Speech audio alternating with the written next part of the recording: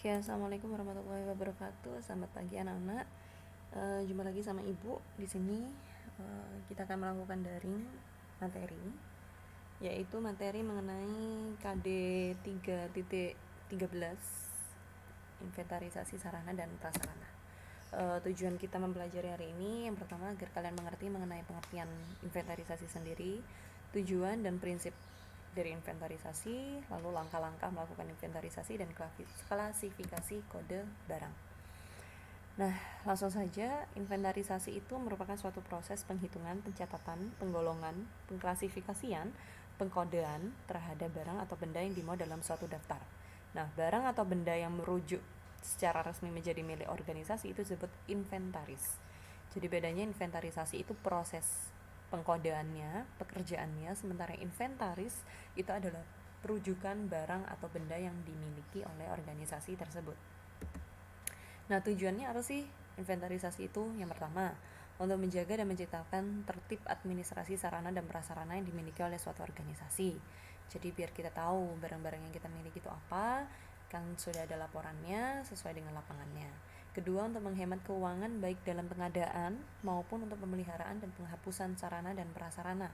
Kenapa kok bisa menghemat keuangan? Ketika inventarisasi kalian itu tercipta dengan tertib dan rapi, maka barang-barang yang kalian miliki itu kan akan diketahui jumlahnya dan modelnya. Nah, suatu saat ketika kalian membutuhkan barang tersebut dan memang kalian sudah memiliki, kan tidak perlu untuk membelinya kembali, tidak perlu untuk melakukan pengadaan baru.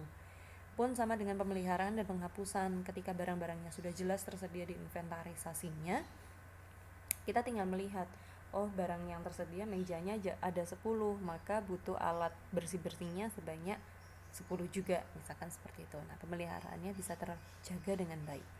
Lalu yang ketiga, sebagai bahan atau pedoman untuk menghitung kekayaan organisasi. Nah, inventaris itu kan dalam bentuk material ya, dalam bentuk materi yang bisa dinilai dengan uang. Bentuk materi-materi seperti ini itu disebut dengan aset. Aset itu merupakan barang yang bernilai uang bagi organisasi mereka. Bukan berarti terus barangnya ini bisa selalu dijual ya, enggak. Tapi setiap barang itu memiliki nilai uangnya mereka masing-masing. Nah, aset ini merupakan kekayaan dari organisasi juga. Dan yang terakhir, tujuannya untuk memudahkan pengawasan dan pengendalian sarana dan prasarana agar kedepannya ketika barang-barang tersebut disimpan itu akan memudahkan pengawasannya. Jadi tidak akan ada barang hilang ataupun barang diambil dan lain sebagainya di luar laporan dari inventarisasinya.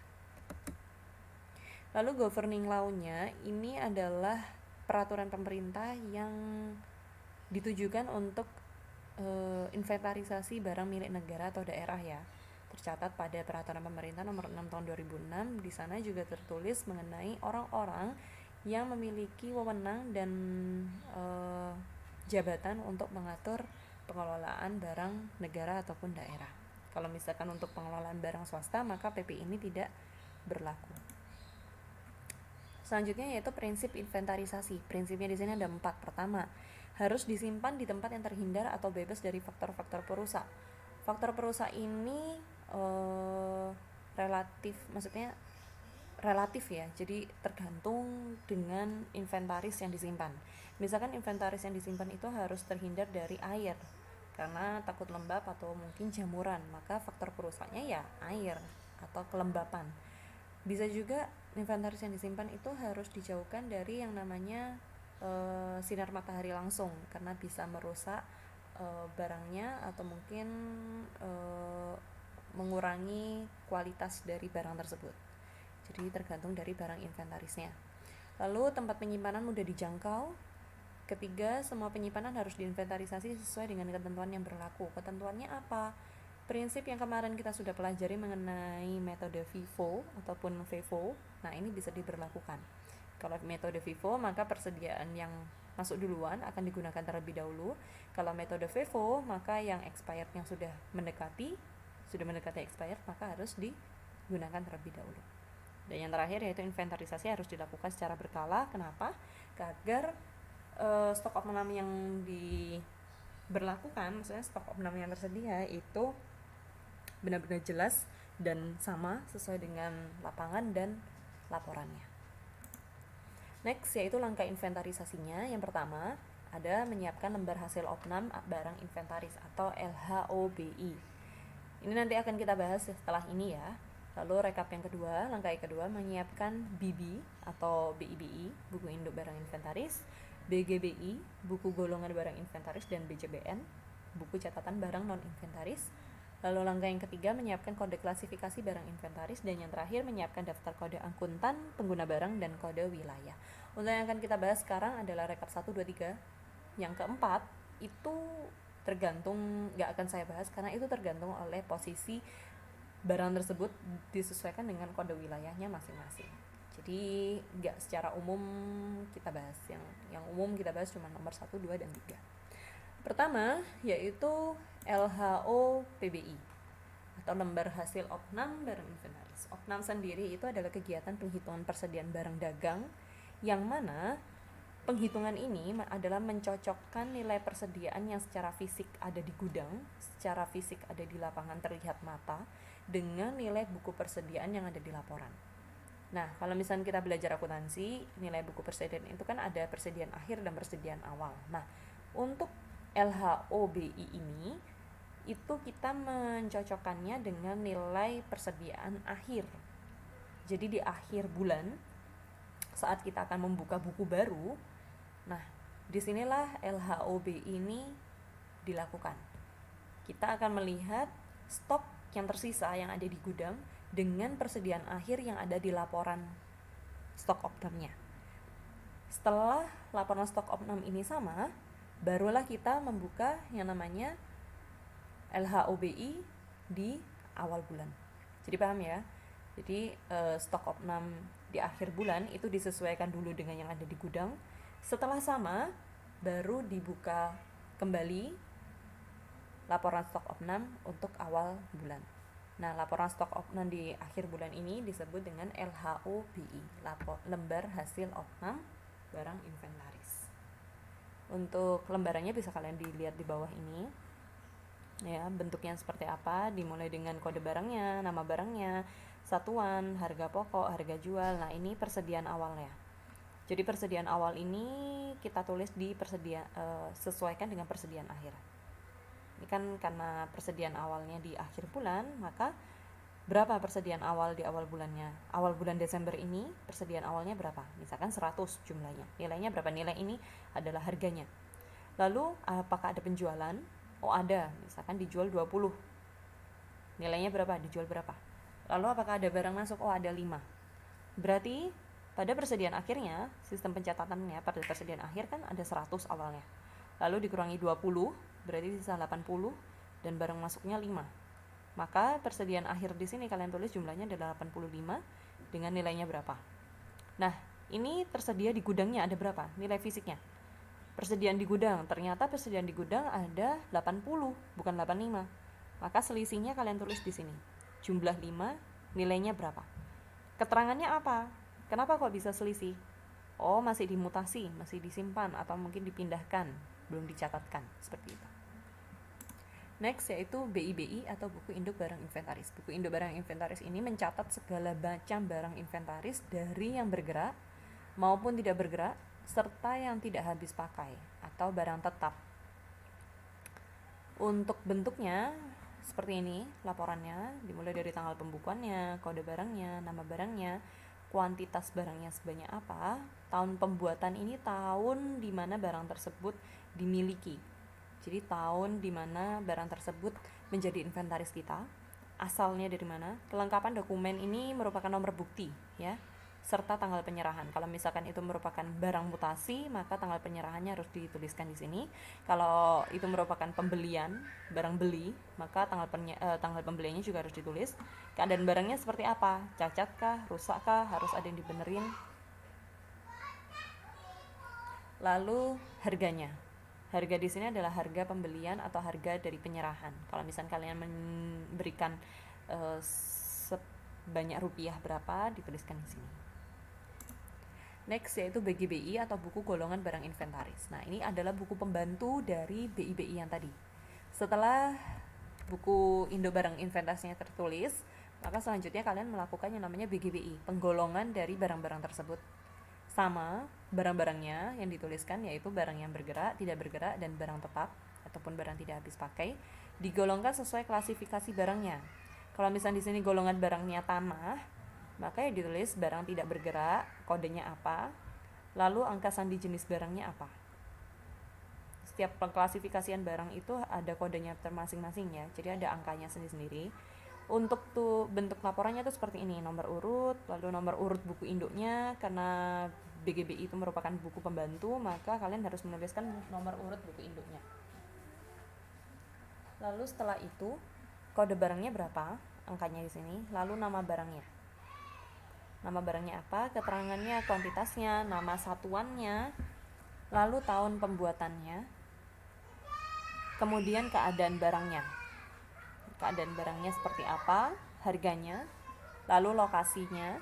Lokasi barang ini ada di mana? Misalkan tanah, berarti ya tuliskan saja jalannya apa, di mana, provinsinya, kayak gitu-gitu. Oke, next. Mohon maaf ya kalau rame. Next yaitu buku catatan barang non inventaris. Buku catatan barang non inventaris ini adalah buku catatan di mana barang-barang yang dituliskan itu adalah sebentar ya nak.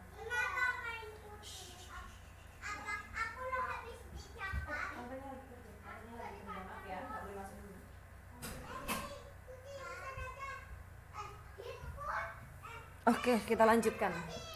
Jadi buku catatan barang non inventaris ini adalah buku catatan di mana mencatat barang yang bukan inventaris kalian, termasuk barang habis pakai. Kalau tadi di BIBI dan BGBI itu adalah barang-barang yang barang tidak habis pakai atau barang tetap. Sementara kalau BCBN itu adalah barang yang habis pakai. Jadi kayak tinta, kertas, pulpen, kayak gitu-gitu ditulis di BCBN. Bisa kalian lihat ini bentuk laporannya seperti apa. Sebetulnya sama saja, hanya di sini tidak ada buku catatan nomor induk. Karena BCBN ini berbeda dengan BIBI dan BGBI, ini buku laporan yang berbeda. Oke ya. Kita lanjut. Sekarang kita akan membahas mengenai kode klasifikasi barang. Nah, kode klasifikasi barang di sini digunakan untuk memberikan informasi mengenai uraian kelompok barang tersebut, nama barangnya, jenis barangnya, golongan barangnya masuk di mana, dalam bentuk angka yang tersusun dengan pola tertentu. Nah, pola tertentu ini disesuaikan dengan masing-masing perusahaan. Setiap perusahaan memiliki kode klasifikasi barang mereka yang berbeda-beda, jadi tidak bisa disamakan secara secara global. Semua angka ini harus menjelaskan kode golongan ini, enggak. Namun bisa kita kenali bahwa pengurutannya itu biasanya memiliki arti yang hampir sama. Jadi urutan yang pertama itu menunjukkan apa, urutan yang kedua menunjukkan apa, itu hampir sama. Nah, selain itu, kode barang ini juga akan menentukan di mana lokasi barang tersebut dan agar mudah menemukannya. Penjelasannya, kode barang ini terdiri atas 9 angka. Umumnya sebetulnya 7, 9 ini yang paling banyak. Jadi kalau misalkan perusahaan kalian sudah berjalan secara global, kode barangnya terdiri dari 9 angka. Tapi kalau misalkan perusahaan kalian masih berjalan dalam kapasitas yang kecil, biasanya 7 saja itu sudah cukup. Pengurutannya yang pertama, ini adalah kode golongan barang. Kita ambil contoh, sekarang kita ingin mengklasifikasikan barang tidak bergerak, yaitu tanah ya. Kita contohkan tanah. Pada kotak pertama, ini menunjukkan kode golongan barang. Untuk tanah, itu nomor yang digunakan adalah nomor 1. Jadi untuk barang tidak bergerak itu penggolongannya 1. Kalau barang tidak bergerak itu 2, hewan atau ternak itu 3, barang inventaris itu 4. Karena tanah termasuk barang tidak bergerak, maka dituliskan angka 1 di depannya ya. Lalu kotak kedua ini dituliskan untuk menunjukkan kode barangnya, kode kedua dan ketiga.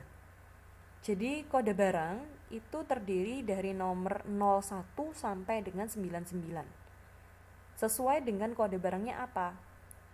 Karena tadi kode barangnya adalah kode barang tidak bergerak dan kita ingin mengkelompokkan bidang tanah, maka di sini dituliskan 01. Ambil saja contoh 01. Maka yang awal tadi 1, 01 ini menjelaskan mengenai barang tidak bergerak bidang tanah. Lanjut ke kotak 4 dan 5, ini menunjukkan kode kelompok barang. Kode kelompok barang di sini kita ambil contoh misalkan 01 juga, yaitu menjelaskan mengenai tanah persil. Maka penjelasannya dari nomor 1 sampai 5 adalah barang tidak bergerak dengan kode barang bidang tanah yang mana kelompok tanah persil. Ya, jadi barang tidak bergerak, kode barang bidang tanah, kelompok tanah persil. Lanjut lagi, 6 dan 7 ini adalah kode subkelompok barang. Kita gunakan angka 01 juga yang menjelaskan bahwa tanah persil perumahan. Maka dimulai dari nomor 1 sampai 7, kotak 1 sampai 7 itu menjelaskan bahwa golongan barang tidak bergerak, kode barang bidang tanah, kelompok barang tanah persil, sub kelompok tanah persil perumahan. Bu, bagaimana dengan yang nomor 8 dan 9? Ada juga. Ini menunjukkan kode sub-sub kelompok barangnya. Jadi lebih detail lagi. Kita pakai 01 juga yang menjelaskan bahwa itu merupakan kelas 1. Biasanya kalau di rumah perumahan itu kan ada yang namanya klaster 1, klaster 2. Nah, ini. Jadi dimulai dari kotak 1 sampai 9 menjelaskan bahwa golongan barang tidak bergerak dengan angka 1, kode barang bidang tanah dengan angka 01, kode kelompok barang tanah persil dengan angka 01, sub kelompok barang dengan tanah persil perumahan angka 01, sub kelompok barang tanah persil perumahan klaster 1. Jadi tadi angkanya ada 1, 01, titik 01, 01, titik 01. Menjelaskan bahwa kode ini tadi merupakan kode barang tidak bergerak tanah persil perumahan kelas 1. Gitu. Dan ini ada sangat banyak sekali. Kalau Ibu jelaskan di sini, kalian pasti bakalan pusing dan teler. Jadi cukup itu saja kalian yang diketahui, oke? Jadi hari ini saya akan memberikan kalian tugas untuk materi ini. Saya ingin kalian mencoba untuk mempraktekkan mengenai buku induk barang inventaris BIBI. Saya hanya ingin kalian untuk menuliskan 5 kode barang berbeda. Sesuaikan ya, mau diklasifikasikan boleh, pokoknya intinya 5 kode barang yang berbeda. Barangnya apa saja adalah barang yang ada di rumah kalian. Tanyakan ke orang tua kalian kalau misalkan kalian ingin tahu asal barangnya dari mana, lalu tahun pembuatannya kapan, atau tahun pembeliannya kapan, kelengkapan dokumennya seperti apa, itu boleh ditanyakan ke orang tua. Ini tugas mandiri. Tugas ini akan saya tunggu sampai minggu depan, tanggal 15 September, pengumpulannya jam 12 siang, tidak boleh lebih dari itu. Begitu saja mungkin dari saya ya. Kalau mungkin ada pertanyaan, kalian bisa WA, insya Allah akan Ibu jawab. Terima kasih atas perhatiannya, semoga kalian sehat-sehat di rumah. Kalau misalnya mau keluar rumah, pakai masker, sering-sering cuci tangan, sehat-sehat. Assalamualaikum warahmatullahi wabarakatuh.